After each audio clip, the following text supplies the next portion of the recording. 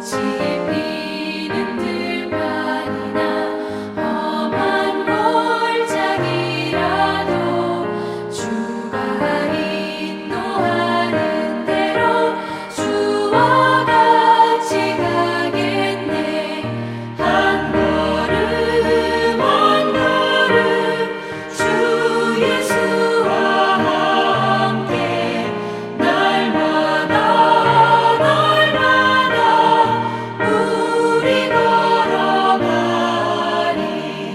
옛 선지자의 것같이 우리들도 천국에 들려 올라갈 때까지 주와 같이 걷겠네.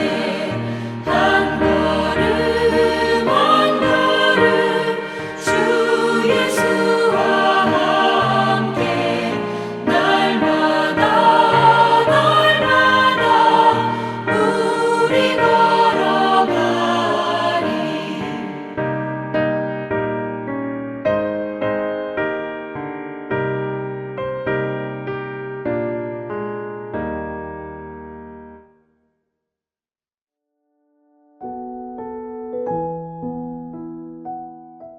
하늘에 계신 우리 아버지, 아버지의 이름을 거룩하게 하시며 아버지의 나라가 오게 하시며 아버지의 뜻이 하늘에서와 같이 땅에서도 이루어지게 하소서.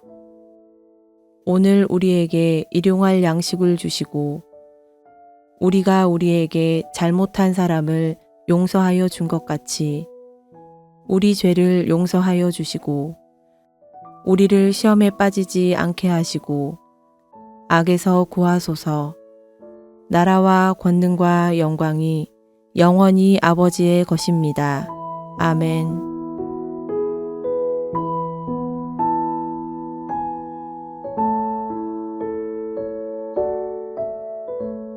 여호와께서 모세와 아론에게 말씀하여 이르시되 이스라엘 자손은 각각 자기의 진영의 군기와 자기의 조상의 가문의 기호 곁에 진을 치되 회막을 향하여 사방으로 치라. 동방 해 돋는 쪽에 진칠 자는 그 진영별로 유다의 진영의 군기에 속한 자라. 유다 자손의 지휘관은 암미나답의 아들 나손이요 그의 군대로 계수된 자가 74,600명이며 그 곁에 진칠 자는 이사갈 지파라. 이사갈 자손의 지휘관은 수알의 아들 느다넬이요 그의 군대로 계수된 자가 54,400명이라. 그리고 스불론 지파라. 스불론 자손의 지휘관은 엘론의 아들 엘리압이요 그의 군대로 계수된 자가 57,400명이니 유다 진영에 속한 군대로 계수된 군인의 총계는 186,400명이라. 그들은 제1대로 행진할지니라. 남쪽에는 르우벤 군대 진영에 군기가 있을 것이라. 르우벤 자손의 지휘관은 스데울의 아들 엘리수리요 그의 군대로 계수된 자가 46,500명이며 그 곁에 진칠 자는 시므온 지파라. 시므온 자손의 지휘관은 수리삿대의 아들 슬루미엘이요 그의 군대로 계수된 자가 59,300명이며 또 갓 지파라. 갓 자손의 지휘관은 르우엘의 아들 엘리아삽이요 그의 군대로 계수된 자가 45,650명이니 르우벤 진영에 속하여 계수된 군인의 총계는 151,450명이라. 그들은 제2대로 행진할지니라. 그 다음에 회막이 레위인의 진영과 함께 모든 진영의 중앙에 있어 행진하되 그들의 진친 순서대로 각 사람은 자기의 위치에서 자기들의 길을 따라 앞으로 행진할지니라. 서쪽에는 에브라임의 군대의 진영에 군기가 있을 것이라. 에브라임 자손의 지휘관은 암미후세 아들 엘리사마요 그의 군대로 계수된 자가 45,000명이며 그 곁에는 므낫세 지파가 있을 것이라. 므낫세 자손의 지휘관은 브다술의 아들 가말리엘이요 그의 군대로 계수된 자가 32,200명이며 또 베냐민 지파라. 베냐민 자손의 지휘관은 기드오니의 아들 아비단이요. 그의 군대로 계수된 자가 35,400명이니 에브라임 진영에 속하여 계수된 군인의 총계는 108,100명이라. 그들은 제3대로 행진할지니라. 북쪽에는 단 군대 진영에 군기가 있을 것이라. 단 자손의 지휘관은 암미사대의 아들 아히에셀이요. 그의 군대로 계수된 자가 62,700명이며 그 곁에 진칠자는 아셀 지파라. 아셀 자손의 지휘관은 오그란의 아들 바기엘이요. 그의 군대로 계수된 자가 41,500명이며 또 납달리 지파라. 납달리 자손의 지휘관은 에난의 아들 아히라요. 그의 군대로 계수된 자가 53,400명이니 단의 진영에 속하여 계수함을 받은 군인의 총계는 157,600명이라. 그들은 길을 따라 후대로 행진할지니라 하시니라. 이상은 이스라엘 자손이 그들의 조상의 가문을 따라 계수된 자니 모든 진영의 군인 곧 계수된 자의 총계는 603,550명이며 레위인은 이스라엘 자손과 함께 계수되지 아니하였으니 여호와께서 모세에게 명령하심과 같았느니라. 이스라엘 자손이 여호와께서 모세에게 명령하신 대로 다 준행하여 각기 종족과 조상의 가문에 따르며 자기들의 길을 따라 진치기도 하며 행진하기도 하였더라.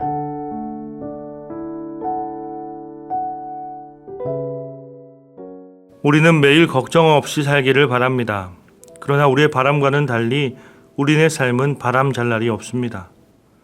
돈 문제, 건강 문제, 인간관계 문제 등 쉬운 것이 하나도 없습니다. 어디 개인적인 것만 그렇습니까? 특히 요즘처럼 국제적인 정세도 어렵고 국내 정세도 답답하고 팍팍한 이때 세상에도 우리에게 위로가 되는 일이 하나도 없습니다.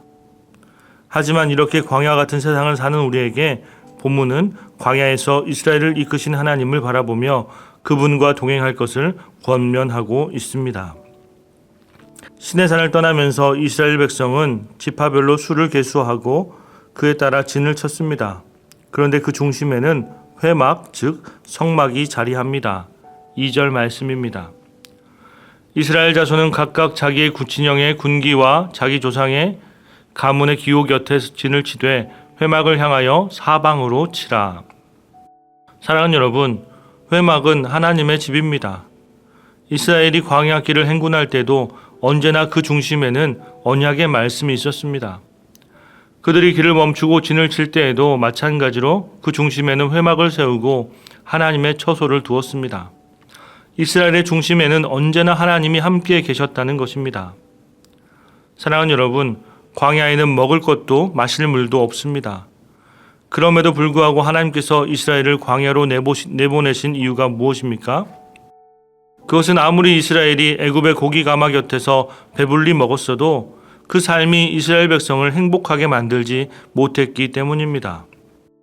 그들은 비록 고기를 먹을 수 있었지만 애굽에서는 하루 종일 매를 맞고 고통스럽게 일하는 노예로 살아야 했습니다.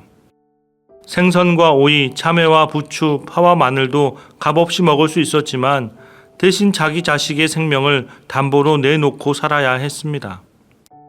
그래서 그들이 울부짖으며 살려달라고 기도했던 그 소리를 하나님은 들으시고 그들을 건져내어 주신 것입니다. 이전에는 고기를 먹는 것이 삶의 중심에 있었고 호구지책을 간구하는 것이 중요했다면 하나님께서 건져주신 지금의 삶에는 하나님이 중심에 자리해야 하는 것입니다. 오늘날에도 많은 사람들이 하나님과 고기, 또 하나님과 내가 갖고 싶은 것을 저울질하면서 갈팡질팡합니다. 하나님을 따르면 마치 이 모든 것을 다 빼앗길 것 같은 두려움이 생깁니다. 하지만 여러분, 우리가 기억해야 할 것은 애굽에서의 우리의 신분이 노예였다는 사실입니다. 많이 먹은 것만큼 쥐어짜서 일해야 했고 매를 맞아야 하며 누리는 것 같지만 결국에는 자유가 없는 삶이었습니다.